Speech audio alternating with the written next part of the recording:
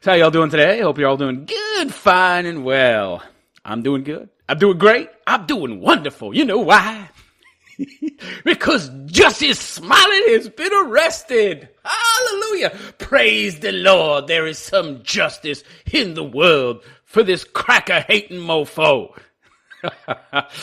So for those of you who have been living under a rock and not following the news, Jussie Smollet is a minor celebrity, maybe even below Kathy Griffin on the hierarchy of celebrities.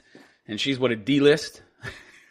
A, B, C, D. So he's an E-list? I don't know. I never heard of him until now, which is probably the whole point, which is why he did all this, so that people would hear of him and, there'd be a payoff. This guy orchestrated a hoax, right?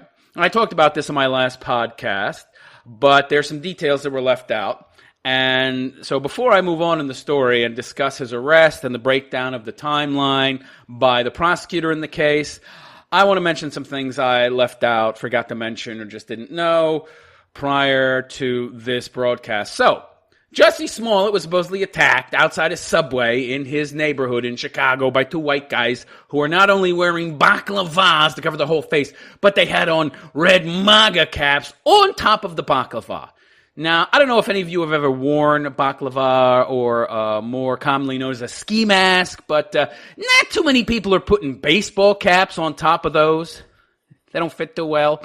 Kind of like how O.J. Simpson said, if the gloves don't fit, you have to quit, because the dummy prosecutors asked him to try to put the gloves on.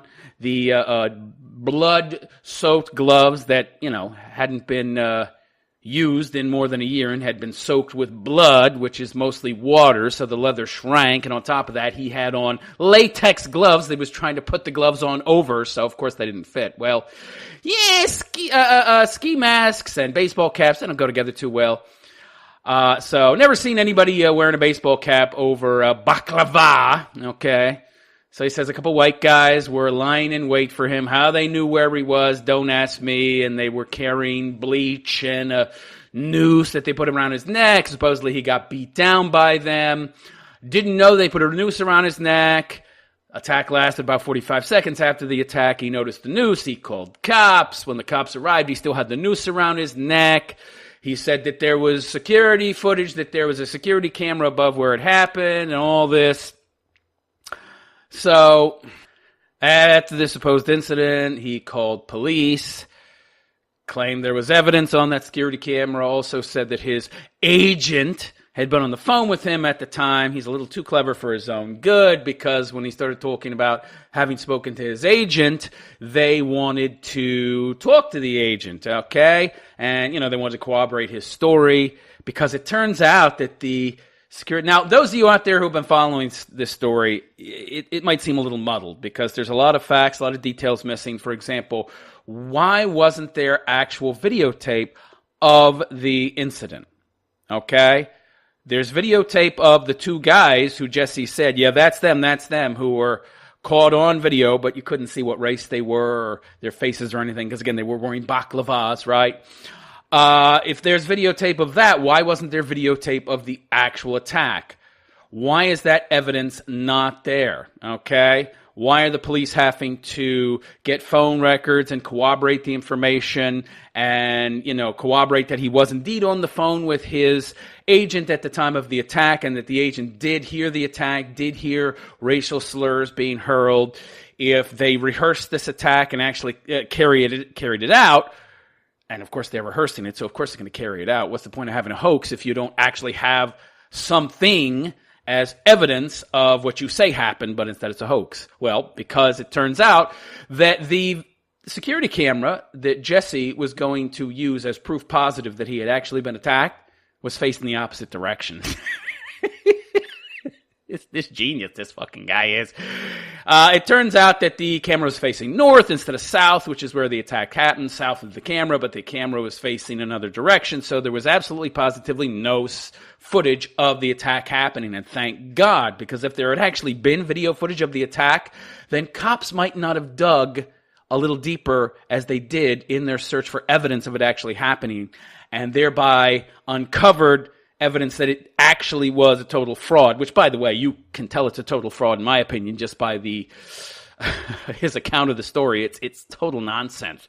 Two white guys come at me 2:00 in the morning in Chicago, yelling MAGA country, calling me a nigger and a faggot from that Empire show. I mean, it's dark at night. You're dark, you're black, supposedly. It looks like a mulatto to me. But, how many people are you going to recognize at night in the dark? Who watches that show anyway, by the way? Let's be honest. I've never even heard of it. I've never even heard of him. So who's really going to believe this story? The two white guys were lying in wait. They somehow found out where you were. And it turns out that this was close to his home. The Subway shop was close to his home. When at 2 a.m, white guys laying in wait, attack him. He supposedly fights back. They get into a tussle. He ends up on the ground. They pour bleach on him, put a noose around his neck. Yell, this is MAGA country, yo. Even though like 97% of friggin' Chicago voted for Hillary. You're not going to find a Trump supporter there. Not one that'll be vocal about it anyway, because he'll get beaten down. The Trump supporter is the one that's going to get beaten down, not Jussie Smollet. So the whole story made no sense. He talked about them biting him. A lot of people don't know this. He talked about being assaulted by kicks. He talked about being punched. He also talked about being bitten along the chest. Now, this is real bizarre. We got biters. We got Hannibal Lecters now running around, and they're in multiples. Really? Yeah, I'm sure there's a lot of racists out there that want to bite black people, okay? They consider real racists consider black people to be impure, and they call them mud people and such. They wouldn't want to have the flesh of a black man in their mouth, okay? That's just crazy. And really, it makes no sense. The attack was over in 45 seconds. They're biting him. I mean, he's bundled up in thick clothing. It's very difficult to bite somebody through like mohair, a sweater, and a leather jacket and everything. You're just going to be biting leather and stuff. You're not even going to feel that, right? Anybody ever tried to put mohair or something in your mouth? It's very, very, if you tried to bite it, it's almost like when you rake your fingernails down a chalkboard. Ugh, that feeling. So, totally false, totally ridiculous story, not believable. And the cops didn't believe it, and rightly so. And now he's been arrested, which just makes me so happy. And anyway, the prosecutor in the case, district attorney, I believe, gave a press conference detailing the timeline, and I'd like to play that right now for you. So let's get right to that, shall we? Smollet is an actor and singer-songwriter who currently appears as a character on the Fox television show Empire. Defendant Smollet currently resides in an apartment in the Chicago Streeterville neighborhood. The people expect the evidence to show that on Tuesday, January 22nd, 2019, Defendant Smollet received a written letter at the SinSpace Chicago Film Studios, which is a facility on the southwest side of Chicago where the Empire television show is filmed. This letter contained written threats directed towards Defendant Smollet and contained a then unknown white powdery substance. So I talked about this in my last podcast. The letter is just some horribly drawn stick figures, a gun floating in the air that looks to me like a drill, a giant alien-looking creature that's supposed to be a tree, I guess, but looked to me like the Predator from the Predator movies, and supposed rope hanging from it, and, supposedly Jussie Smollet hanging from a noose. I thought it was just a giant predator strangling him. But anyway, let's continue. The letter also contained cutout letters pieced together which stated, Smollet Jussie, you will die, black F, and the word MAGA was handwritten on the envelope where the return address typically is located. So we're supposed to believe that somebody out there had a real hard-on for this guy to the extent that they send him a letter at his studios, and I don't know how they would know the exact address, to send a letter to him at his work, because there's hundreds, if not thousands of people working in a studio like that. I would imagine that they're filming more than one TV show at a studio at any given time. But they also knew where he lived, and then went to his home and lied in wait, hoping that he would get the munchies at 2 a.m. and go buy a Subway sub. It makes no sense. This powdery substance has since been determined to be crushed ibuprofen tablets. By the way, sending yourself a substance like this through the mail and setting off all these alarm bells and tying up these many resources, it turns out it's a federal crime, punishable by up to 10 years in prison. I love it. letter also contained a drawing of a stick figure, which appears to have a rope around the neck and a gun pointed towards it. Yeah, Jussie definitely is going to be accused of being an art major anytime soon. You see this freaking letter, it looks like it was drawn by a 2-year-old with crayons. Law enforcement authorities were contacted, and the letter was turned over to the Federal Bureau of Investigation, which is currently conducting forensic analysis of the letter. In January of 2019, and at all times relevant here too, defendant Smollet was close friends with an individual by the name of Abimbola Abel Osandero, who is 25 years old. Okay, so this is one of the two supposedly Nigerian. It turns out these Nigerian guys are not Nigerian. They're Americans who are like of Nigerian heritage. I really hate when the media does this. They like to try and obfuscate and reduce the connection between these two black men and American blacks. Like, they weren't African Americans, they were Nigerian Americans. Oh, black African Americans, real black African Americans who are really tied to America, they would never do a hoax like this. Don't connect it to that poor press group. They're Nigerians. No, they were born in America. They just happen to be of Nigerian heritage. That's like saying I'm a German American because my great grandparents were from Germany on my father's side, and the media identifying me as a German. I'm not German. They called them Nigerian. They didn't even say Nigerian Americans. They said two Nigerians. Scumbag press, media scumbags. We can't have a press groups being seen as people who commit hoax crimes. So we're going to call them Nigerians. Smollet and Abel initiated their friendship in the fall of 2017. Friendship meaning gay lovers. This has not been confirmed, by the way, but I have heard rumors that these two guys were getting it on, which isn't surprising if you're a gay guy. You know, most gay guys like buff dudes, and some are into big fat squishy guys and emos. There's a whole bunch of weird terms in the gay community. I mean, it makes sense, I guess. Gay people would have kinks just like white people, you know. So, straight people, right?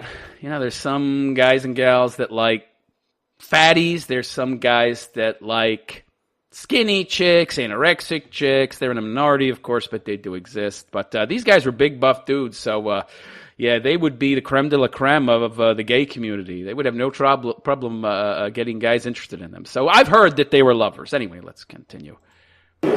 During the course of this friendship, defendant Smollet and Abel socialized together, exercised together, as well as worked on the Fox television series Empire. Yeah, they exercised together. I bet they did. Within that working relationship, Come on! was a stand-in for a character named Kai, who is a love interest of defendant Smollet's character on the Empire TV show. Yeah, art imitates life. Additionally, text messages between defendant Smollet and Abel revealed that Abel was a source of designer drugs for defendant Smollet. Specifically, since the spring of 2018 and on several occasions, defendant Smollet requested Abel to provide him with Molly, which is street name for the narcotic ecstasy. Text messages generated by defendant Smollet to Abel, specifically starting on the morning of January 25th, 2019, revealed defendant Smollet asking Abel when he would be leaving on his trip to Nigeria. This trip was scheduled to take place on the evening of January 29th of 2019, and it had been planned by Abel and his brother, Olabenjo Ola Osandero, who's 27 years old, 2 months prior. After Abel confirmed the date and time of his trip, defendant Smollet texted Abel stating, "Might need your help on the low." Like the down low? That's a term black men use, by the way, to talk about gay sex meetups. But anyway, let's continue. Around to meet up to talk face to face. The two then made arrangements to meet at the Sin Space Studios that afternoon, where defendant Smollet subsequently drove Abel home to Abel's apartment in the Lakeview neighborhood. And had mad passionate love with him. This is hilarious. So this genius, Jussie Smollet is arranging this crime all via text messages. I mean, how stupid are you? How fucking stupid are you? My God, I'm going to leave a record. I'm so dumb, I don't know that records of all my text messages are saved by my carrier. Yeah, real genius, this fucking guy. During the ride, Smollet indicated to Abel his displeasure that the Empire Studios handling of the racist and homophobic letter he received 3 days prior. Okay, so for those of you who don't know, hate crime hoaxes, or just hoaxes in general by leftists have become a big thing. Blasey Ford made her $1 million off of the useful idiots out there who fell for her bullshit. I have a story, but no evidence. Give me money. I spent $1 million you donated to me on security for 3 months. Hiring a couple bodyguards cost $1 million for 3 months' time? I don't think so. So she got rich, and nothing happened to her, and you had those two other liars who have been proven to be liars. They both admitted they lied. It wasn't only Blasey Ford accusing Kavanaugh of rape. There were two other broads that came out and said that he had supposedly raped them and that they had attended mass rape parties where there were rape trains, and apparently they had such a problem with this that they continued going to these parties. And they both turned out to be frauds. I think one of them even admitted outright, or both of them, that they had lied, and none of them got prosecuted. So I guess Jussie said, all these people are coming forward, they're getting famous, they're making money, and if they are found to be liars, they're not getting prosecuted. Boy, I can do it too. If I do get caught, there'll be no consequences. I mean, I've got the ultimate get-out-of-jail-free card. I'm black. And gay, to boot. So I've got 2 out-of-jail-free cards, baby. Ooh. Yeah, I guess he figured he'd get away with it. I guess he figured there would be no problem getting away with it. You guessed wrong, Jussie, whatever your fucking name is. Defendant Smollet then stated that he wanted to stage an attack where Abel would appear to batter him. Defendant Smollet also suggested that Abel's older brother Ola assist him with the attack. Defendant Smollet had met Ola on several previous occasions through Abel. Additionally, Ola had appeared as an extra of the Empire TV show. Abel and Ola are both dark-skinned black males born in the United States with Nigerian descent. When Defendant Smollet and Abel reached Abel's apartment at approximately 5 p.m. on January 25, 2019, Ola, who was then living with Abel, was summoned into Defendant Smollet's vehicle. Once inside, Smollet asked Ola if he could trust him. When Ola said he could, Smollet detailed his plans of the attack to the brothers. Yeah, because whenever you're paying somebody, and the prerequisite question it comes right before paying them is, can I trust you? I'm sure lots of people are going to say, no, you can't trust me. Okay, I'm not going to give you money. What an idiot. Whoever asks this question and expects the person to say, no, you can't trust me. Of course they're going to say you can trust them, you idiot. That doesn't mean you actually can. This guy's a fucking rocket scientist, this Smollet. Smollet stated that he wanted them to appear to attack him on the evening of January 28, 2019, near his apartment building in Streeterville. Defendant Smollet also stated he wanted the brothers to catch his attention by calling him an Empire F, Empire N. So for those of you who don't know what she's talking about, Empire faggot, Empire nigger, because white people talk like that these days, don't you know? Defendant Smollet further detailed that he wanted Abel to attack him, but not hurt him too badly, and to give him a chance to appear to fight back. And if you've seen his interview, he talked about fighting back and how brave he was. I fought back. I tried, but they eventually overpowered me. I'm such a hero. Defendant Smollet also included that he wanted Ola to place a rope around his neck, pour gasoline on him, and yell, "This is MAGA country." Yeah, so the noose, this is the very suspicious part. Noose was put on, and he didn't know the noose was put on him until well after the attack had ended, and these 2 guys that attacked him had just magically disappeared. Prior to the brothers getting out of Smollet's car, Smollet provided Abel with a $100 bill to purchase the rope, gasoline, ski mask, gloves, and the red baseball caps, which resemble the ones that say, "Make America Great Again." Yeah, because there's nothing that shows a link better than a $100 bill with your fingerprints on it in the possession of the people you hired. Oh, allegedly hired, excuse me. The ride flight from Cinscape Studios to the Osendero brothers' home, and the meeting between Smollet and the brothers is corroborated by CPD pod videos and cellular phone tower data of Smollett's phone number. Geniuses. They're all carrying around their cell phones when they're planning these clandestine meetings to plan out this fraud, this hoax attack. I love it. These people are not very bright.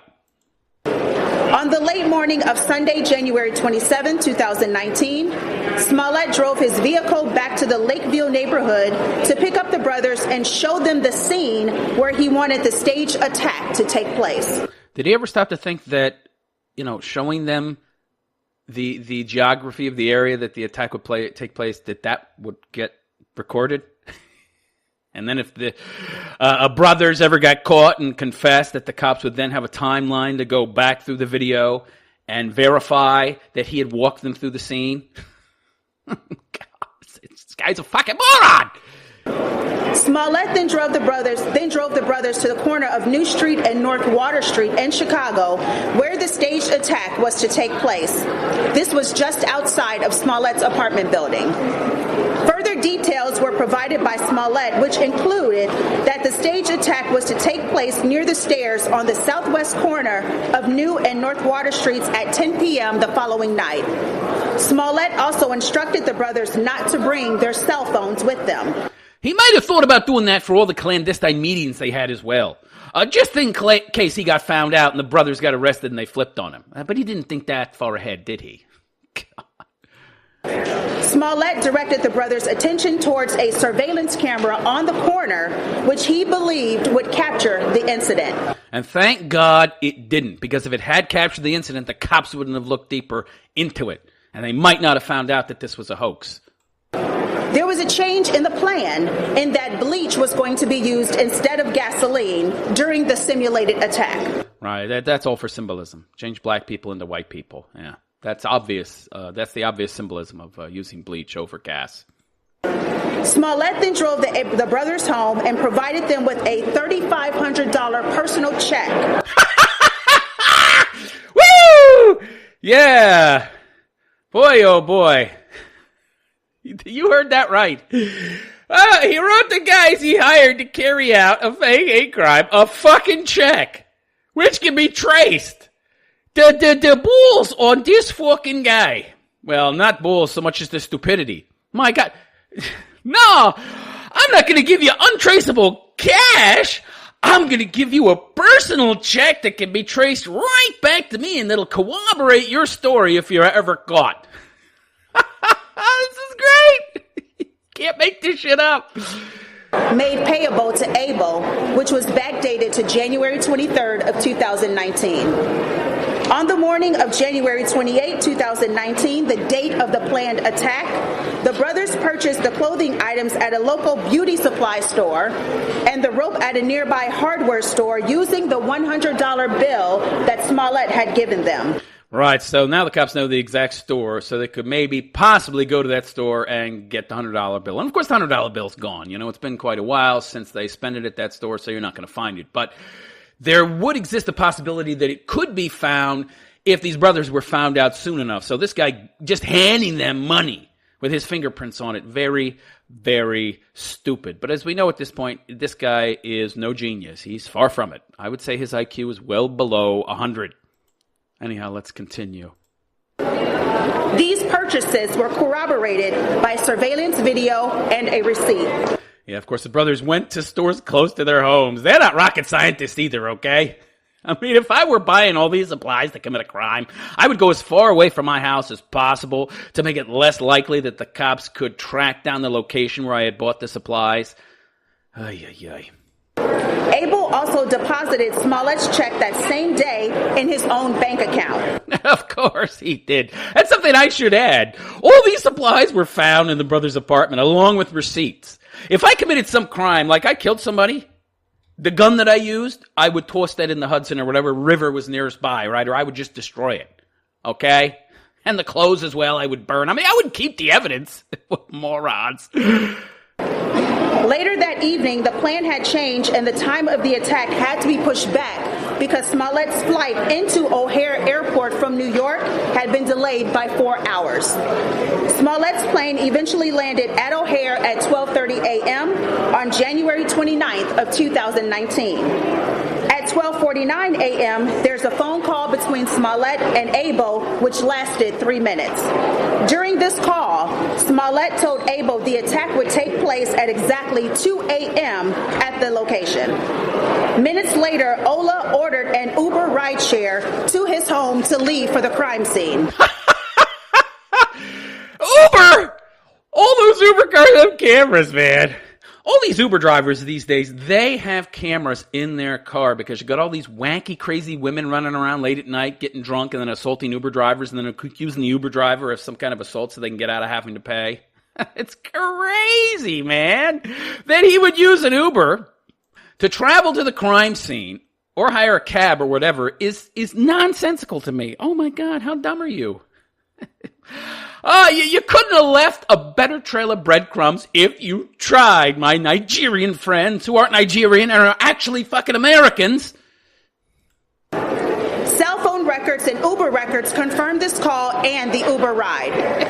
The brothers then took the Uber to the 1400 block of North Wells, where they exited the Uber and flagged down a taxi, which took them to within 3 blocks of the arranged scene at approximately 1:22 a.m.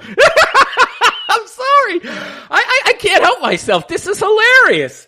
Don't they know? I mean, Chicago has some of the highest crime rates in America. I think in January of 2019 alone, there was something like over 100 murders. Okay? I mean, Chicago is a den of villainy and inequity and just crime galore. There's cameras everywhere. The cops, all they need is a very little bit of information. Your cell phone records, okay? And ping those cell phone records. Okay, you were here at this time. Okay, let's check out the CCTV footage in that area at this time. Oh, it's the 2 brothers getting out of the cab 3 blocks away from Smollett's home. That corroborates their story. God. Did anybody think of this stuff? Anybody? Do you guys know that you're living in the 21st century? The surveillance state. Do you know this? Do you think it's the Middle Ages? Where do you think you're living? The taxi's in-car video captures the brothers flagging the cab and riding in the back seat. From approximately 1:22 a.m. until approximately 2:03 a.m., video evidence showed the brothers on foot in an area bordered by Lakeshore Drive to the east, Columbus Drive to the west, Illinois to the north, and the Chicago River to the south. Video evidence also showed that Smollet returned back to his apartment from the airport at approximately 1:30 a.m. Okay, so this is a very interesting thing.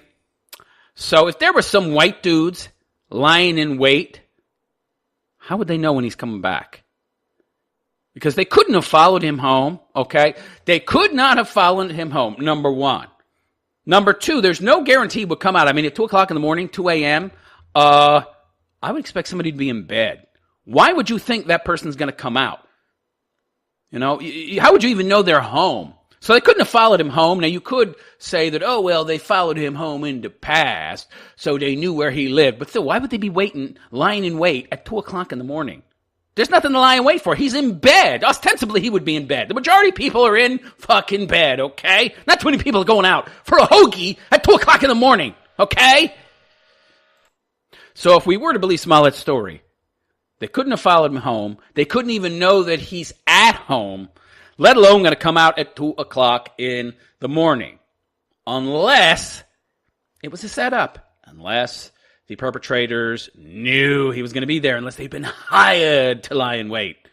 At 1:45 a.m., Smollet left his building to walk to a nearby Subway restaurant at Illinois and McClure Court. At 2 a.m., the brothers were at the intersection of New Street and North Water Street. However, defendant Smollet did not arrive at the preset time. The brothers then proceeded a quarter block north and waited near a bench until Smollet arrived, which was 4 minutes later. Surveillance cameras captured the brothers waiting at this location just prior to the staged attack. During Smollet's Smollett's interview on ABC's Good Morning America, which aired on February 14th of 2019, he identified the people shown in the still of that surveillance video as his attackers. Right. So you've seen these pictures already. The two guys walking down the street with their backs turned and some other still footage. Well, that's the brothers, and the cops proved that by tracing them back to their starting point.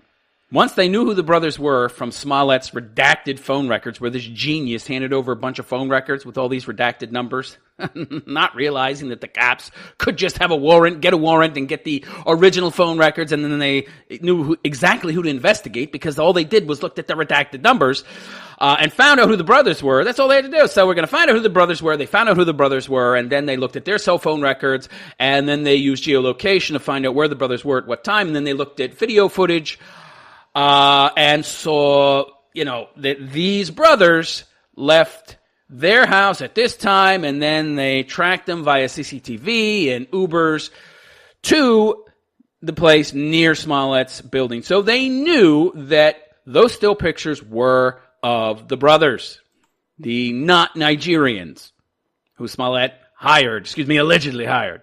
Yeah, so Smollet let him right to him because the dummy used his phone to arrange everything. Genius. Yeah, so a lesson for any of you would-be criminals out there: if you're going to arrange a hoax attack or any kind of criminal activity, don't do it using text messages. Don't do it using cell phones, okay? Because there's cameras everywhere, and all the cops need is your number, and then they have a time, and then they can get a location from pinging cell phone towers, and then they know what camera footage to look at. All right, let's continue. Also during that interview, Smollet indicated he was positive these were his attackers. The two men in this video are, in fact, the Osundero brothers. So he was positive. He was absolutely 100% positive that these two black men were white men. And he told the police it was white guys that attacked me because I could see the color of their skin around their eyes because the eye holes are cut out, and even if the eye holes are so small, they're slits, you can only see eyeballs. When the person blinked, you would see the eye color, right, because they're eyelids. So he said it was white men, so he lied. We have 100% verifiable proof that he lied because he identified these two not Nigerian brothers as the attackers, and we know that they're black men.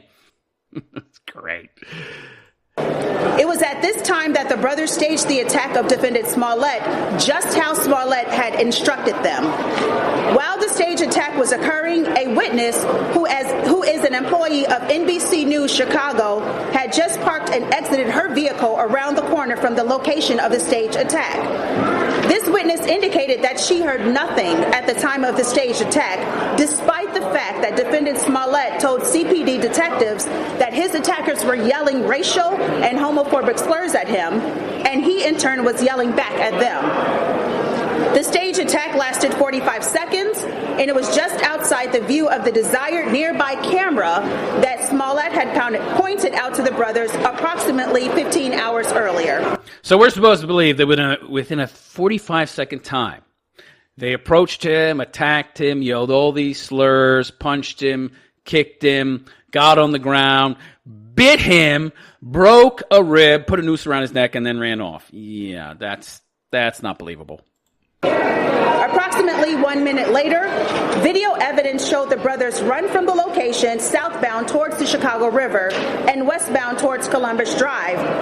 Video evidence also captures the brothers entering a taxi at the Hyatt Regency Hotel across the river at 2:10 a.m. Video evidence then showed at 2:25 a.m. the brothers exited the taxi on the 3600 block of North Marshfield Avenue and walked northbound. This was only a few blocks from the brothers' Lakeview apartment, which was also the original Uber pickup location to the stage crime scene. Video shows the brothers walking from where they were dropped off towards their home.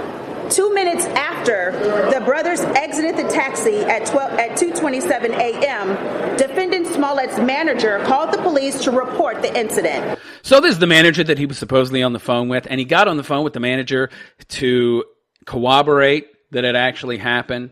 He wanted to have even more evidence above and beyond the security footage, which, thank God, did not get recorded because the camera was pointing somewhere else. And the manager, agent, whatever, did tell police that, I heard them yelling stuff at him, right? They did it purely for effect so that the agent would hear some of this and corroborate the story.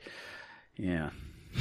And that's part of why they wanted his cell phone records, so that they could corroborate that he was on the phone with the agent/manager and then talk to the manager. Yeah, so, all right, let's continue.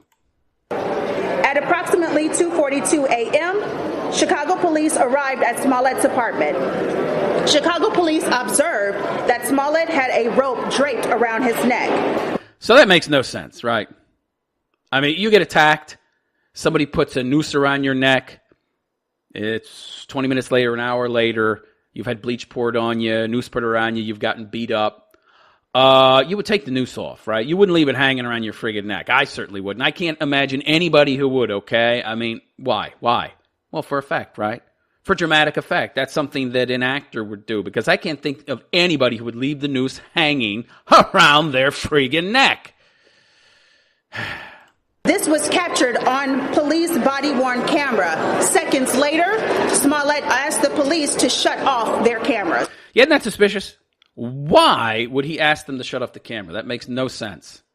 Smollet then made a police report where he claimed he was the victim of an attack in which the offender struck him while yelling racial and homophobic slurs. Smollet also reported that the offenders placed a rope around his neck, poured a liquid chemical on him, and told him this is MAGA country.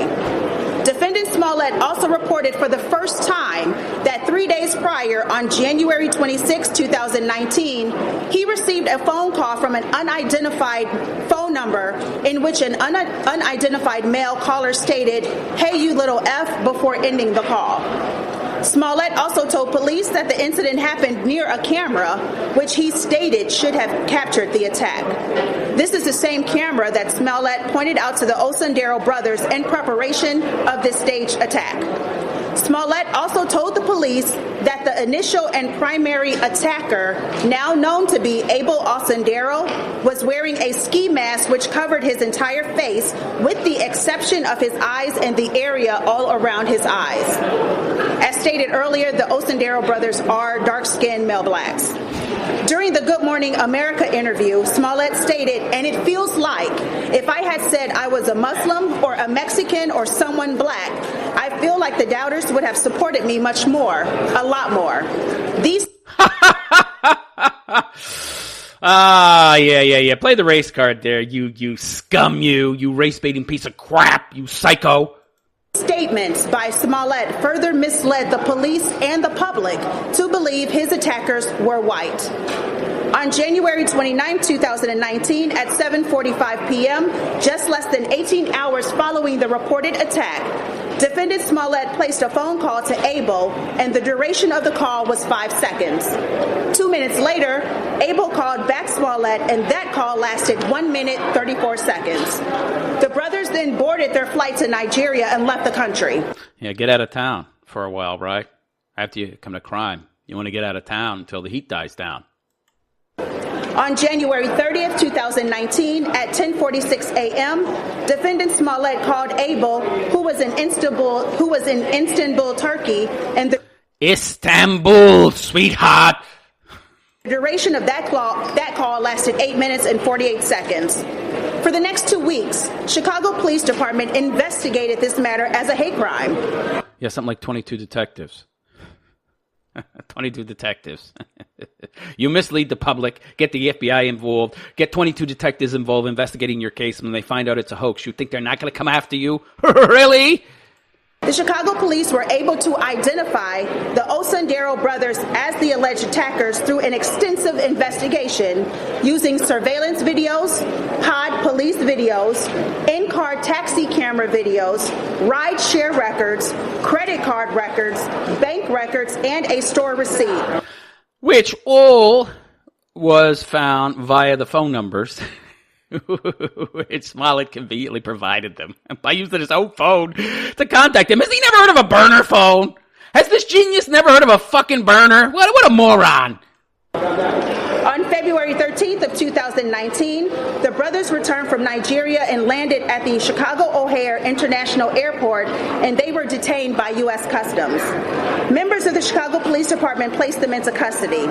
That same evening, the Chicago Police executed a search warrant upon the Osenderos brothers' residence, where they recovered evidence that linked Abel to the Empire TV show. The police had already determined that Ola was affiliated with the show. Following their arrest and through consultation with their attorneys, the brothers agreed to cooperate in the investigation. Of course they did. Of course they did. Because they'll get off scot-free. They'll get a deal. All right, we'll let you go if you testify against your butt boy. As more evidence, such as text messages, phone records, social media records, bank records, surveillance video, and... Your bank records? He wrote a personal check! It's great! The receipt from the purchase of the rope was obtained by investigators. This investigation shifted from a hate crime to disorderly conduct. The Cook County State's Attorney's Office approved charges yesterday at 6:10 p.m.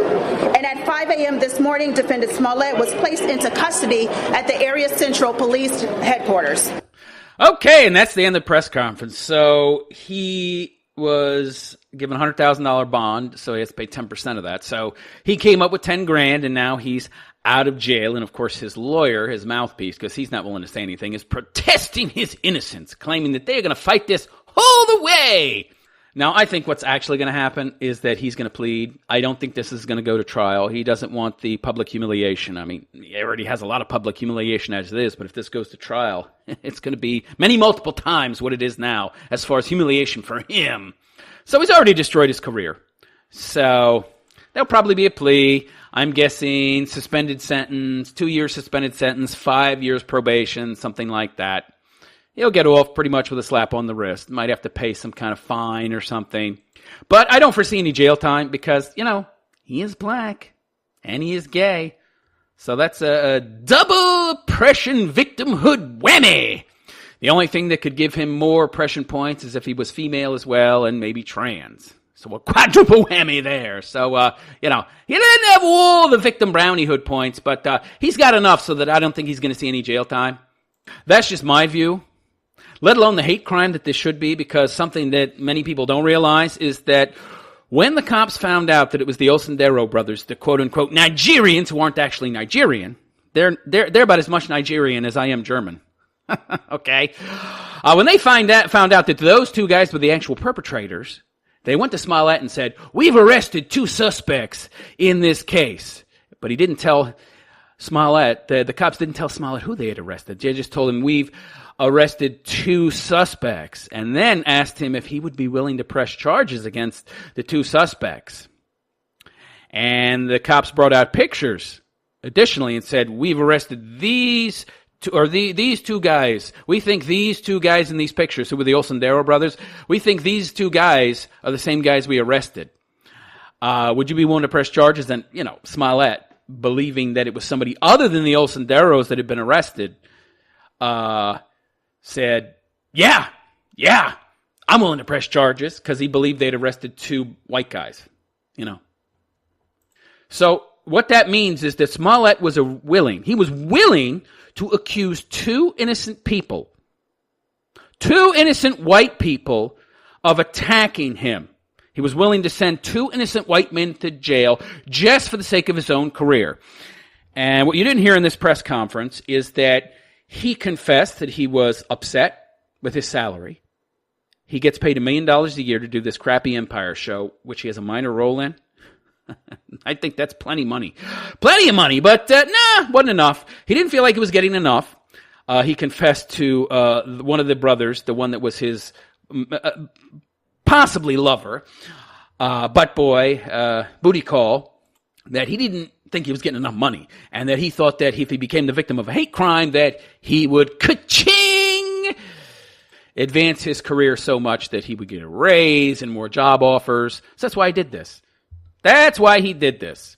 All this stuff about hating Trump and lies. All he cared about was advancing his career. Not that doing it for ideological reasons would be, any kind of justification. But his reasons were the most vainglorious, greedy of all. He just wanted more money, and he was willing to send innocent people to jail to get it. So in my opinion, he ought to be charged with a hate crime as well. But of course, that's not going to happen. When was the last time you ever saw a white man, be attacked, victimized by a black person, and then the black person gets charged with a hate crime? Never. It never happens. It goes against the narrative. Only whitey can perpetrate fake hate crimes. Not blackie. So that's everything that's recent in the Smollet case. I believe I've given all the information that everything's up to date now. So you know everything that I know about this case. And I'll comment more as more facts are presented.